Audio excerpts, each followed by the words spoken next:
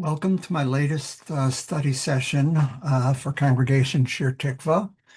Um, Once again, I'm using a background. This is the walls of the old city in Jerusalem. Um, Today's session is going to be part one of Jewish demonology.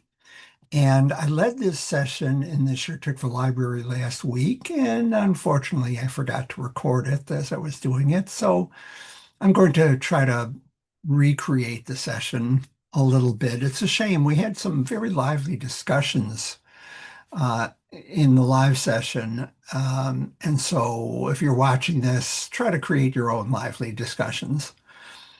Um, I learned nothing about Jewish demonology growing up, wasn't even mentioned.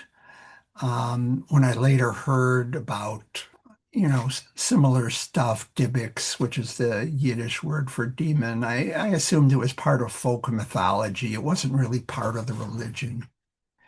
Um, and then I discovered a podcast called Throwing Shade. Shade is the Hebrew word for demon, spelled Sheyd usually. And I was shocked. I was shocked. There was all this stuff about demons in classic rabbinic texts, a lot in the Talmud. Um, and so I thought it would be interesting to present some of that material. I also saw a demonology class at a Limud session with some of the same material. And then in my hubris, I decided, you know what? It's not exactly the same thing, but maybe as part of the same session, I'll discuss Satan in classic rabbinic text. And there's very little there. Satan is mostly a Christian thing, to some extent a Muslim thing, but it's not really a Jewish thing. All the stuff about Satan in popular culture, it comes from Paradise Lost and stuff like that. And I did a little research and I found out I was completely wrong about that also. Our ancient rabbis had a lot to say about Satan. And so that's where I'm going to start with the understanding Satan is not a demon, at least in the Jewish view. He's generally considered to be an angel. Um, and so I'm going to bring up the study materials and we'll go through this. Let me sh share that with you.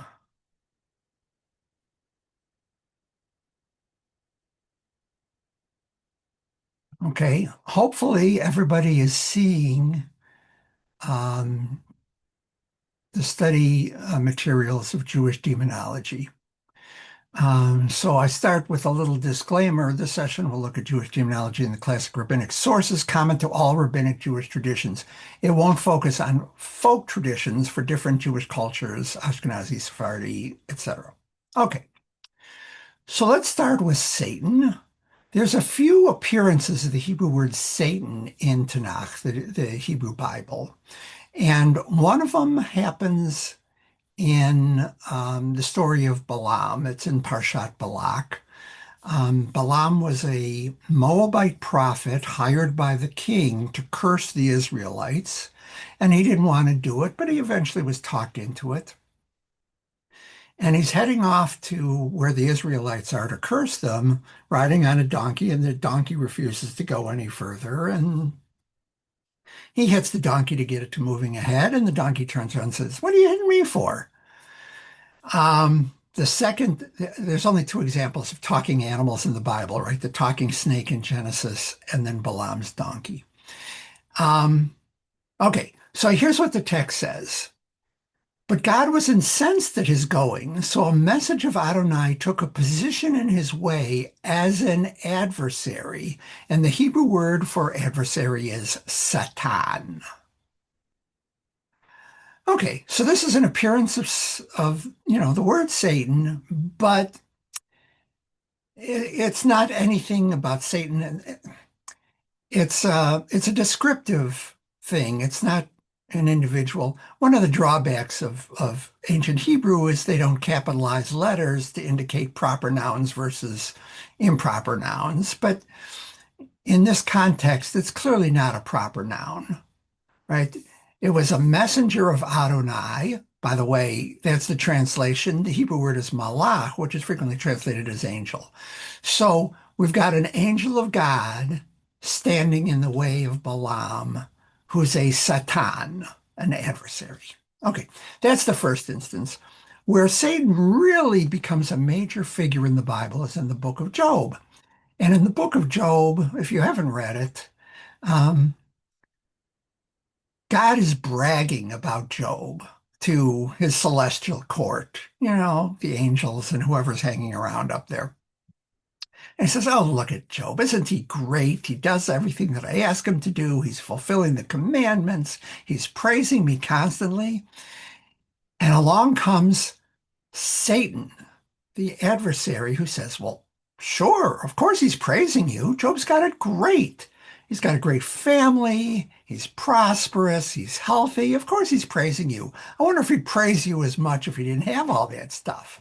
And God says, "You're on." And so that's where the story begins. By the way, I should say, um, the book of Job is clearly to me a play, a work of fiction in the Bible.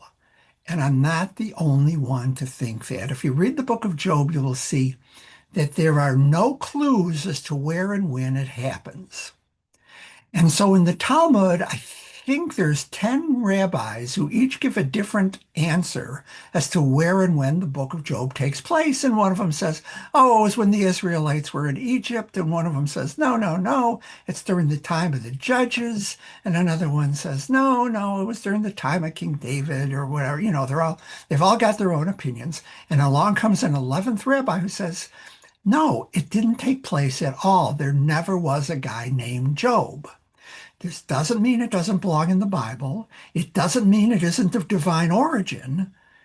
It's a story being told by God to us to teach us something, but there never was a Job.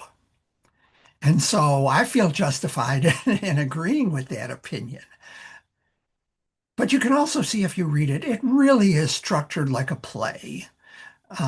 With an introduction and different scenes and different acts and soliloquies and um, it might be, I don't know, might be the earliest play written, who knows. Okay, so here's how the story starts in Job. The Lord said to Hasatan, the adversary, "Have you noticed my servant Job? There was no one like him on earth, a blameless and upright man who fears God and shuns evil." And then that initiates the story. What's different here is, even though this text translates Satan as adversary, it's clearly a character, somebody who speaks to God, is part of the heavenly court.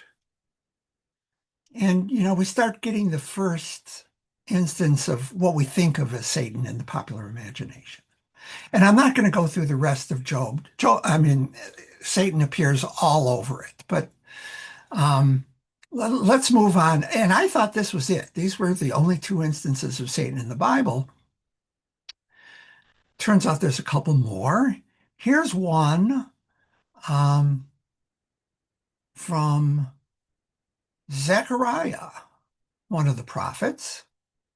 "I will further show Joshua the high priest standing before the angel of God, and the accuser standing at his right to accuse him.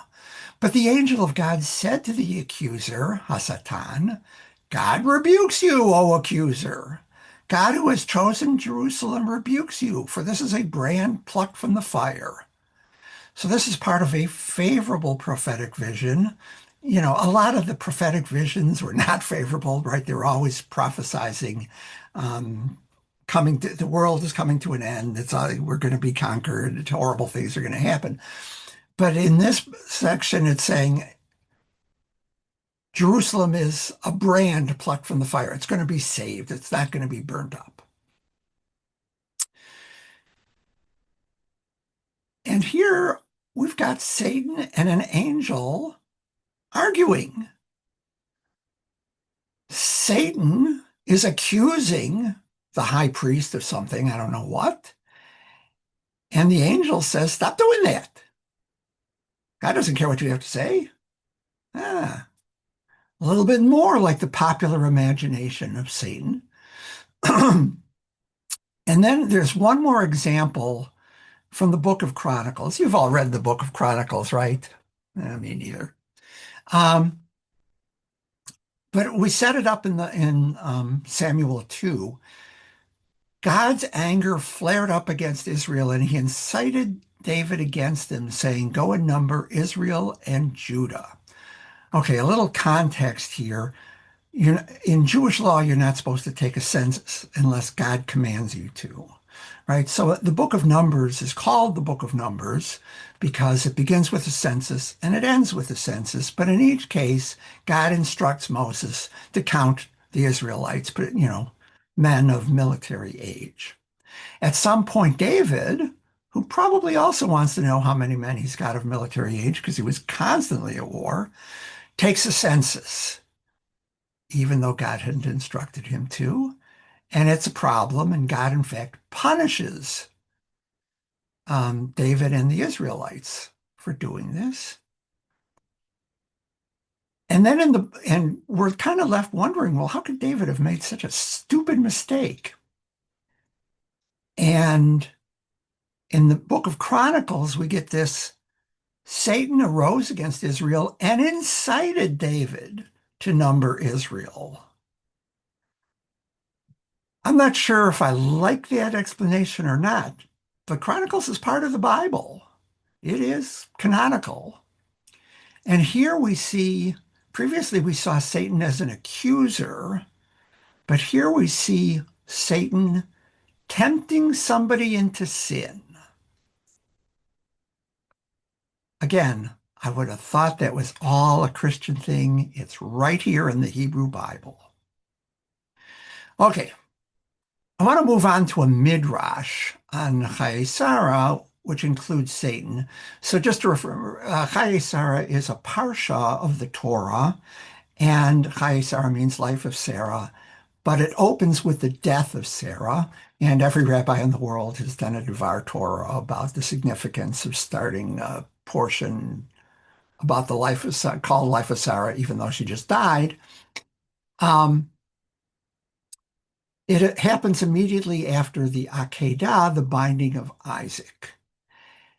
And so we've got a midrash, and a great midrash should fill in the blanks of the Bible. It should answer questions that you're asking. And one of the questions in the story of the Akedah was, how did Sarah react to this? What did she think about her husband and her, let's say, favorite son wandering off, and she doesn't know where they're going and what they're doing? And then they come back and she finds out that Abraham, is going to kill him. Okay, here's the midrash. While Abraham was engaged in the sacrifice, Satan went to Sarah and appeared to her in the figure of an old man, very humble and meek, and said to her, dost thou not know all that Abraham has done unto thine son this day? He took Isaac and built an altar, slaughtered him, and brought him up as a sacrifice. Isaac cried and wept before his father, but he looked not at him, neither did he have compassion upon him.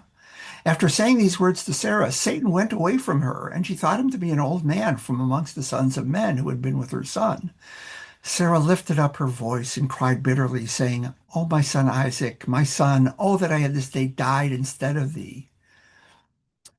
It grieves me for thee. After that I have reared thee and have brought thee up. My joy is turned into mourning over thee. In my longing for a child I cried and prayed, till I bore thee at 90. Now hast thou served this day for the knife and the fire. But I console myself, it being the word of God, and thou didst perform the command of thy God. For who can transgress the word of our God, in whose hands is the soul of every living creature? Thou art just, O Lord our God, for all thy works are good and righteous. For I also rejoice with the word that thou didst command. And while mine eye weepeth bitterly, my heart rejoiceth. And Sarah laid her head upon the bosom of one of her handmaids, and she became as still as a stone. Heartbreaking stuff, right? Um, Couple things to point out. First off, here we see Satan as somebody who can disguise himself as a person. And we also see Satan as a liar, the prince of lies, perhaps. Because all the stuff, well, half of the stuff that he told Sarah wasn't true. Um, so you can see I've credited this. I found this midrash in something called the book or Legends of the Jews, which has a lot of great midrash in it. We've got a copy in the Shattuck Library. Great midrash, but it doesn't usually give the source, the original classic source. I would love to know how old that midrash is. Most midrashes are credited to roughly 500 CE, maybe 200 to 800 CE, somewhere in that range. And I would like to know how old it is. And here's the reason why. Okay, so one of the questions that may have occurred to you, and it certainly occurred to the people at the live study session, is, are we getting ideas about Satan from outside cultures? And one of the outside cultures is Zoroastrianism. Let me read this. I got this from Wikipedia.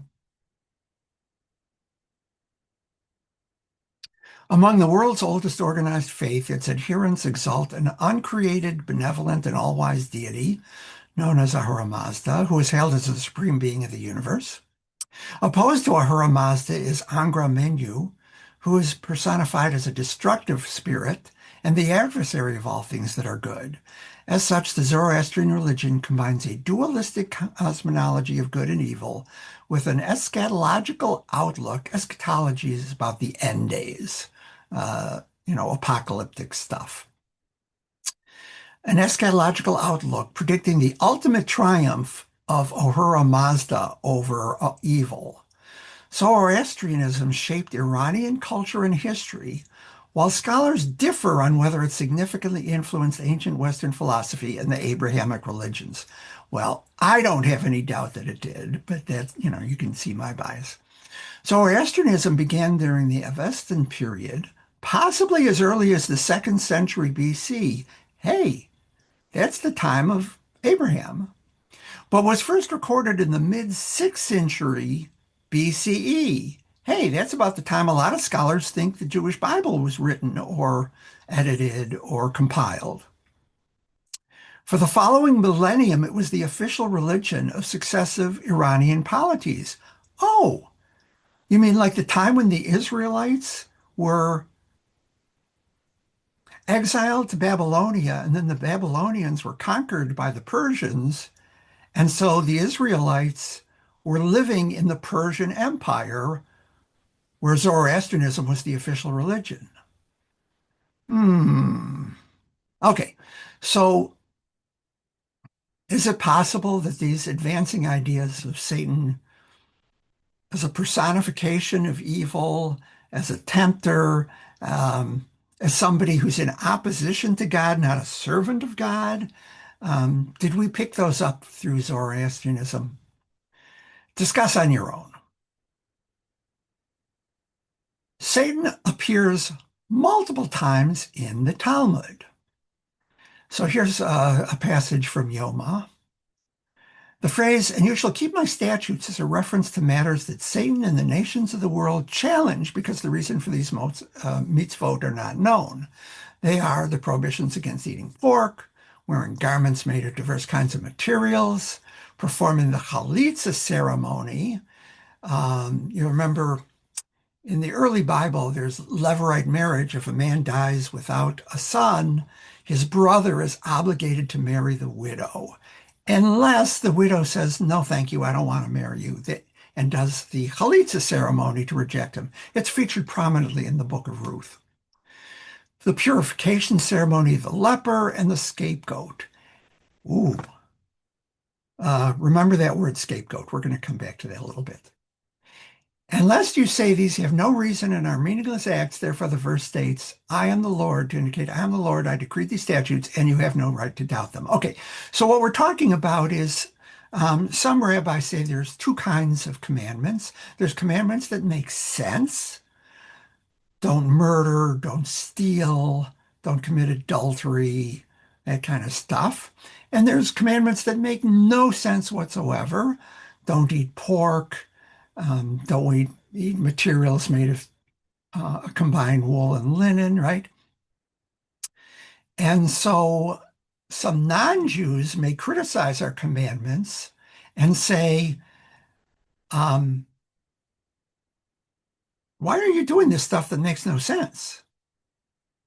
And this passage in the Talmud is saying, yeah, it's Satan. Satan is saying that kind of stuff. Why are you following commandments that make no sense? He's the adversary. He's the guy challenging stuff. Okay? So there's one passage where Satan appears and he's taking action. He's speaking. He's challenging. Okay. Next Talmudic passage, Reish Lakish says, Satan, the evil inclination, and the angel of death are one. That is, they are three aspects of the same essence. He is the Satan who seduces people and then accuses them, as it is written. I'm going to skip ahead a little bit. Oh, no, I won't. So the Satan went forth from the presence of the Lord and smote Job with vile sores. Remember, that's the story we just read. When Satan says Job is only being a righteous man because he's got it great, and God says, okay, I'll take that bet. It's Satan who takes away his health, smiting him with vile sores. Satan seduces, so here again we see the tempter, as well as being the accuser. So he tempts you into sin, and then he accuses you of sin. Oh, what a nasty guy. He's also the evil inclination is written there. The impulse of the thought of his heart was only evil continuously. Um, I'm not going to read the rest of it, but at this point, we had a discussion during the live session because somebody there said, I don't think of Satan as this external guy. I think of him as something within us that tempts us. Um, it's a psychological thing rather than an actual person. And lo and behold, Reish Lakish agrees. He says Satan is the evil inclination. They are the same thing. If you're not familiar, there's a couple phrases and the rabbis use. There's Yetzer Hatov, the inclination for good, and Yetzer Hara, the inclination for evil, and they're constantly at war within us. And I should point out, since I mentioned it, the rabbis don't say we're supposed to conquer the evil inclination. We're supposed to keep it under control, keep it on a short leash, sort of. Ask your local rabbi about more about that. That's not what we're here with. But at any rate, Reish Lakish says Satan is the evil inclination. And if you want to think that, here's some solid justification right here in the Talmud. He also thought that Satan is the angel of death. I didn't follow the logic about that, but you can read that if you want. It was taught in a Baraita. I think of that as an uncredited passage in the Talmud. With regard to the methods of the Satan, he descends to this world and misleads a person into sinning. He then ascends to heaven, levels accusations against that very sinner, and inflames God's anger against him. He then receives permission to act and takes away the sinner's soul as punishment. Okay. By the way, the Talmud was finally compiled around the year 500, but based on an oral tradition going back 4 or 5 centuries earlier. So it's hard to really date when this statement may have come from, particularly since it's a Baraita. It's unsourced. But a couple things to notice. First, he descends to the world. He doesn't live below, he lives above. Secondly, he misleads people. He Here we're agreeing with the previous guy. He tempts people into sin here on earth, and then he goes back to heaven and accuses them before God of having sinned. He then receives permission. Notice this. This implies that Satan can't punish people on his own. He must get permission from God to act. So I don't know what the Christian view on that is, but that's our view. And then the last, um,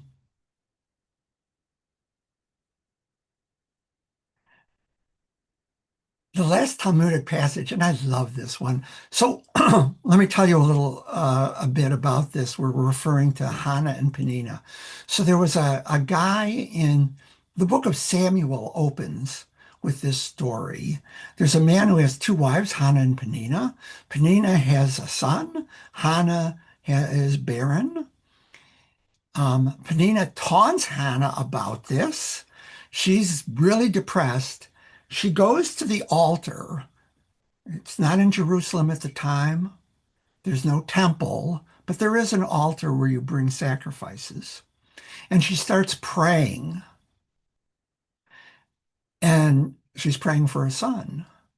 And there's a lot more to the story. Read it yourself. It's a great story and it's an influential story. But the point is, um, it it it works. She becomes pregnant. She delivers her son, named Samuel, who is then dedicated to the service of God, and he becomes a prophet, and he writes the book of Samuel. Okay. Rabbi Levi says, both Satan, who brought accusations against Job, and Peninnah, who tormented Hannah, mother of Samuel the prophet, acted with intent that was for the sake of heaven, meaning it's a good thing. As for Satan, when he saw that the Holy One, blessed be he, inclined to favor Job and praised him, he said, heaven forbid that he should forget the love of Abraham. In other words, Satan's tormenting of Job had a good motivation, according to Rabbi Levi. And then with regard to Peninnah, as it is written, and her rival wife also provoked her sore to make her fret. Peninnah upset Hannah in order to motivate her to pray. Rav Acha taught this, and Satan came and kissed his feet in gratitude for speaking positively about him. Right? Rabbi Acha said, "Oh, Satan's not that bad. We thought he did a terrible thing in tormenting Job. It was actually for a good cause. And Satan caused Peninnah to torment Hannah. Hey, it worked out great. We got a great profit out of it." And Satan came and kissed his feet in gratitude. Um, I have no idea if this influenced the Rolling Stones to perform Sympathy for the Devil. I like to think so. Finally, a wonderful midrash. There's a lot of wonderful midrash, but a lot of them aren't great. Here's one I love. Our teachers of blessed memory stated, well, by the way, if you're not familiar with the ending of the story of Noah, everybody knows about the ark and the animals. Not everybody knows that once the waters receded, the rain stopped, the animals left the ark. What's the first thing that Noah did? He built an altar and made a sacrifice to God in thanksgiving. What's the second thing he did? He planted a vineyard, harvested grapes, made wine, and got drunk. And then bad things happen after that. Okay, our teachers of blessed memory stated, while Noah was planting the vineyard, Satan appeared before him and asked, "What are you planting?" He answered, "A vineyard." "What is it?" inquired Satan. "Its fruits are sweet, whether moist or dry." He answered, "And from them one produces a wine that causes the heart of man to rejoice. As is written, and wine doth make glad the heart of man." Satan suggested, "Come, let us be partners in this vineyard." And Noah replied, "Certainly." Oh, I love that story. Okay, a quick reminder, there's no Jewish belief that Satan is a shade, a demon. The consensus is Satan is a malach, an angel. Before we go on to demons, though, I do want to mention, because somebody asked at the live study session, I mentioned that there are no instances of a demon appearing in the Bible, but some people find demons even though they're not explicitly there. Um, You know what? Let me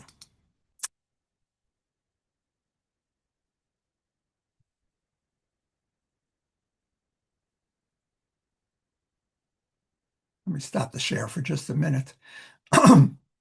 Okay, so there are at least two places in the Torah where some people find demons.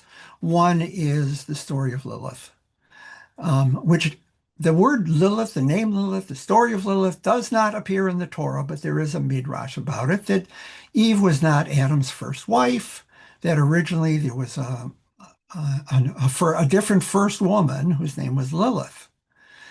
Um, And the reason for this is there's two creation stories, one in Genesis chapter 1 and one is in Genesis chapter 2, and they're different in their details. And Eve doesn't appear in Genesis chapter 1, she appears in Genesis chapter 2. Um, and so there's this midrash that there was another first woman named Lilith, and she and Adam didn't get along at all. Um, what was there to argue about? Let's see, there was no money. They couldn't fight about money. They didn't have children. They couldn't argue about how to raise the children. They were living in the Garden of Eden. They couldn't argue about moving to a better neighborhood. What did they argue about? Well, they argued about sex. Um, and go off, there's other places where you can find details about their argument, but either Adam sent her away or Lilith left Adam and went off. But in any case, she leaves the Garden of Eden and turns into a demon and winds up tormenting Jewish children for centuries afterwards. That's the legend of Lilith. It's not explicit in the Torah. There's no, there's, in my view, no basis whatsoever for it. If you want, you want to believe it, it's fine. The other Torah thing that might reference demons is the Yom Kippur ceremony. In the Yom Kippur ceremony, the high priest is supposed to take two goats, essentially flip a coin. One goat gets sacrificed on the altar, and the other goat gets sent off into the wilderness. In one English translation, that was referred to as an escape goat, which became the scapegoat. And there's some belief that that goat carried off the sins of the Israelites when it wandered into the desert. The goat is called an Azazel. What does Azazel mean? Nobody knows. When Bible scholars come across a word in the Bible that they don't really know what it means, the first thing that they do is they go looking for other instances in the Bible and see if they can figure it out from other contexts. This story is the only place where the word Azazel appears in the Bible, so that doesn't help at all. The second thing that secular scholars do, I don't think religious scholars do this much, is they look for, related languages, other ancient Near Middle Eastern languages. They'll look at, Aramaic and Chaldean and Arabic and maybe Ugaritic or whatever, and see if they can find a similar word and figure out what it means from that. And so some scholars have done that and looked at other cultures and decided that Azazel is a goat demon. Again, this does not appear anywhere in the Torah. This is just the opinion of some secular Bible scholars. Okay, I now return to our regular program. Let's go back to sharing the text. Okay, finally, we're at demons, shadim. The word shadim, shade doesn't appear in Torah. There are other words, this is what I just explained, that some translators and interpreters believe refer to demons. Those references are ambiguous and open to various interpretations. But references to shadim appear in rabbinic sources such as Talmud and Midrash. And there are a lot of them. I'm going to give you a bunch of them now, but I've only scratched the surface. Okay, so here's the first one. In another Bereta, it was taught that Abba Binyamin says, if the eye was given permission to see, no creature would be able to withstand the abundance and ubiquity of the demons and continue to live unaffected by them. Right? If we could see all the demons around us, we couldn't cope. Abaya said, they are more numerous than we are, and they stand over us like mounds of earth surrounding a pit. Rav Huna said, each and every one of us has 1,000 demons to his left and 10,000 to his right. God protects man from these demons, as it says in the verse. 1,000 may fall at your side and 10,000 at your right hand. They will not approach you. That's his proof text for why there's 1,000 on one side and 10,000 at the other. I'm not buying it, but okay. How else do we know that there are demons in the world?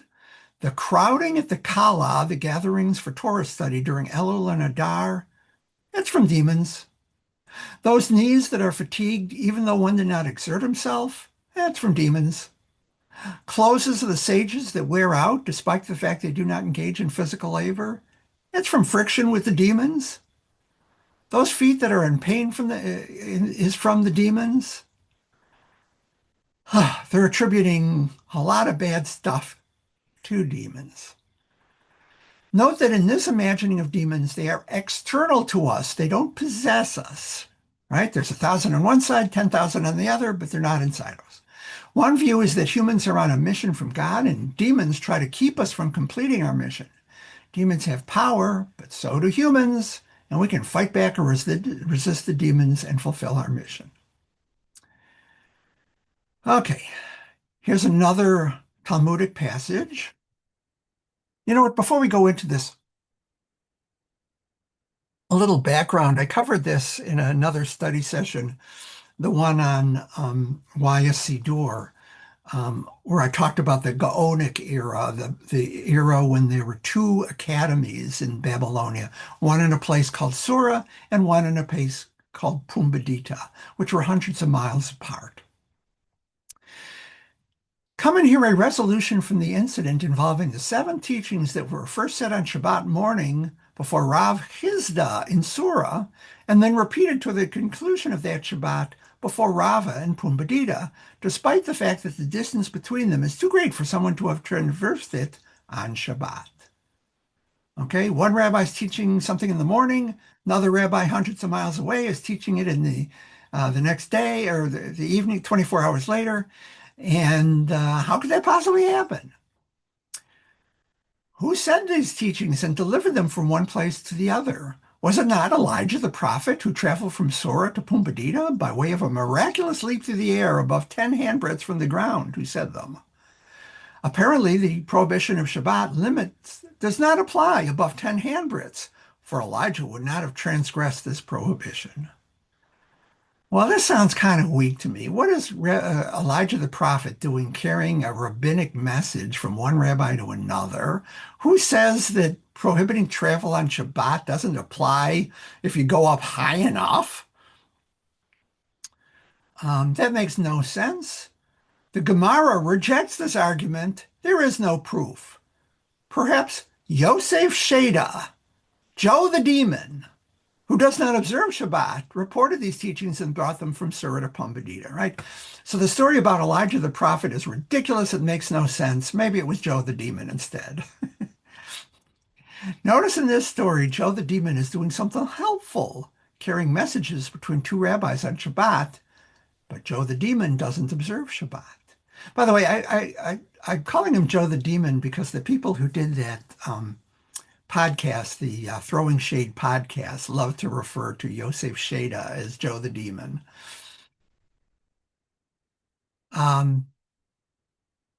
Okay, I think I've gone on long enough. I'll finish this in a second session. Hopefully, I will record the live session when I teach it in a few weeks. Hold on a second.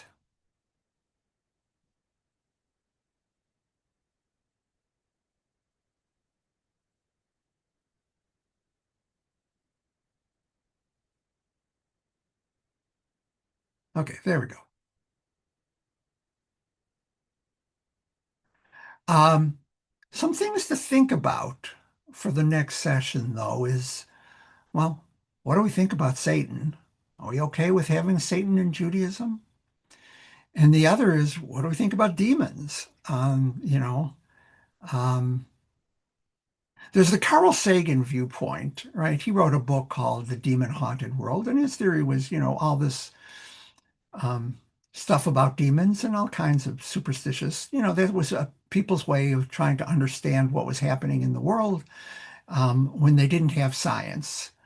Um, And so, you know, your knees start aching even though you didn't do any exercise. Why is that? Well, they didn't know about osteoarthritis. They didn't know about rheumatoid arthritis. They didn't know about ACLs and MCLs and cartilage and all the rest. So they came up with demons, right? That's the Carl Sagan viewpoint about this. And maybe we should just discard it all because we live in a scientific age. On the other hand, we got a problem because all this stuff is in the Talmud. The rabbis of the Talmud are telling this stuff. The same rabbis who tell us that we should light candles on Shabbat and celebrate Hanukkah and light candles on Hanukkah and do all kinds of other stuff that we do on their authority. So, what are we to think about this? Um, we will talk more about that in the second session. That's a little teaser for next time. But for now, thank you for joining me, and I hope you enjoyed this.